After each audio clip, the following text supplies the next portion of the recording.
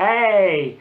So, a lot of you do a lot of property viewings like ourselves, and sometimes it might feel a bit like you should be taking a lot of pieces of equipment with you because there's a lot of stuff to look at when doing the viewings, and there are a lot of rooms to go through and different stuff to look out for.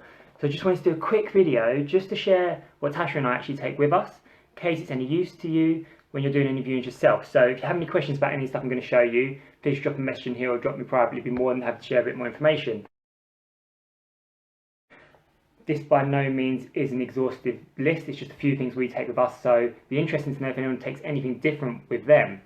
So firstly, when we're prepping for our day of viewings, we actually get a schedule of the viewings together, and this has a list of all the properties that we're going to view during the day, what time we're going to view them, where the viewing is, what the advertised value is, some done up values, and then a link to the advert as well as the agent and their telephone number. So we actually have this on our phone, not printed out, just because it's useful to actually see who we're contacting along the way.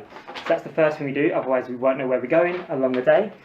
Then I also take with us a damp reader. A lot of properties have damp that we view. A lot of them have been derelict for quite a while, so we take this with us.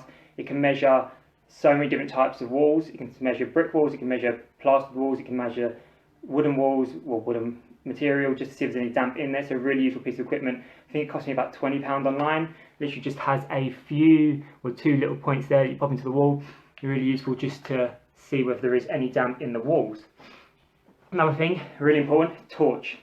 So for us, a lot of properties don't have any electric in them. So when you get to this time of year, when it's getting really dark, really early, about 4 o'clock viewings, you can't see anything in the property. So one, we try to see the viewings before it gets dark, but if not, we have a torch to show us what's going on in the rooms, looking in different areas. So that's a really important piece of equipment. Not necessarily this smaller torch, but it's the only one I could find for the purposes of demonstration. Then another piece, I really love this piece of equipment. This is a meter reader, so really important for room sizes, especially with our HMOs that we're looking at. So this is such a simple piece of equipment. If you turn it on, you can do actually the whole square meterage of the room. It has a little red dot on it. It just points at the way you want to measure, and it measures the size of the room. So it's a really fantastic piece of equipment. Again, I think it was about £15 online, so really useful thing for us to buy. Really saves the trouble of trying to obviously measure it by walking across the room, because that's just quite a bit of a pain to work out to get it exactly. So that measures it perfectly.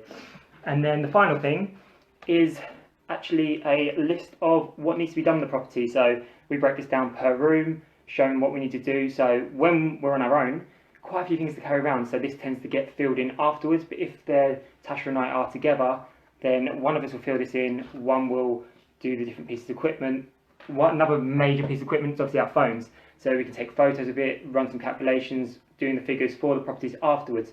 So there's just a few things we take with us. If we got an offer accepted, another thing we actually have is a ladder.